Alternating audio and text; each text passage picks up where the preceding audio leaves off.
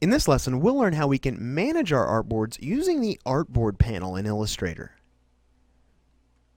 Okay, so in the previous lesson, we learned both how to create a new document with multiple artboards and how to add additional artboards to an existing document. Now, because our Illustrator documents can actually hold up to 100 artboards, you'll quickly see that managing your artboards is actually going to be pretty important when you're dealing with several of them. So, in Illustrator CS5, Adobe's actually added a new panel that's going to help you manage these artboards. Now, if you don't have this open, you can come up to your Window drop-down menu and choose Artboards right here, and you're going to get a panel that looks something like this.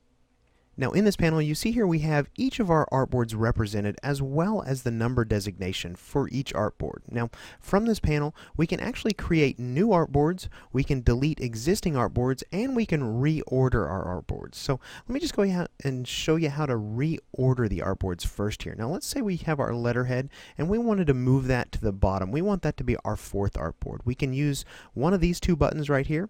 Let's go ahead and move that down to our fourth position here. Just like so. Let me go ahead and move that back up. Or we can actually just click and we can drag that all the way to the bottom of our artboard stack here. And you can see here, reordering our artboards is really pretty easy. So let me just go ahead and undo that here. Now, let's say we wanted to create a copy of this letterhead artboard. Now, we can do that simply by grabbing this artboard and let's just drag it down here to the New Artboard button. You can see here that a copy of that artboard is made out to the far right. Now, I actually don't need that, so let's undo that here. Now, we can also use this artboard panel to create new artboards within our document. Now, if we just go ahead and deselect all the artboards here and go ahead and click on the new artboard button, you're going to see here that a new artboard is added in the default size for the initial document, being 8.5 by 11. Let me just undo that.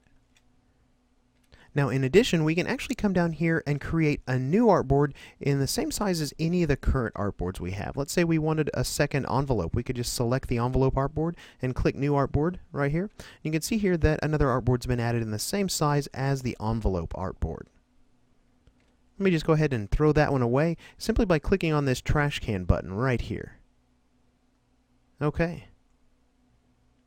Now, let's go ahead and check out the panel options for this artboard panel and see what's available to us. If we go ahead and click on that panel options dialog button here, you can see here we've got the new artboard, delete artboard, and duplicate artboard options all here at the top of this menu. We also have an option to delete empty artboards. That's actually a pretty handy option if you've got a lot of extra artboards that you don't need. Now, we have a shortcut here to get to our artboard options.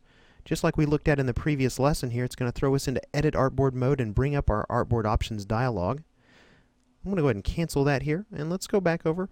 We also have one last option here to rearrange artboards. Now, if you remember when we were creating a new document with multiple artboards, we had some arrangement options. Let me just go ahead and access this here. You're going to see a dialog that looks pretty similar to the same options we had in that new document dialog. Here we can actually change the arrangement of our artboards on the fly. So we can come in here and choose to arrange them in a grid by row, a grid by column, in a single row, or a single column. And we can also change the direction of the artboards. We can add additional rows or columns to the two grid-based arrangement options here, and we can also adjust the spacing. Now, there's also an option here to move artwork with the artboard. So if we've already been working on some artwork on our artboards and we check this box, then that artwork's going to get moved with the artboards in whatever arrangement we choose. So let's go ahead and check the column arrangement here, and let's just hit OK. And you can see that all of our artboards have been rearranged into a single column. Now, I actually kind of like the layout that I had initially, so let me just go ahead and undo that here.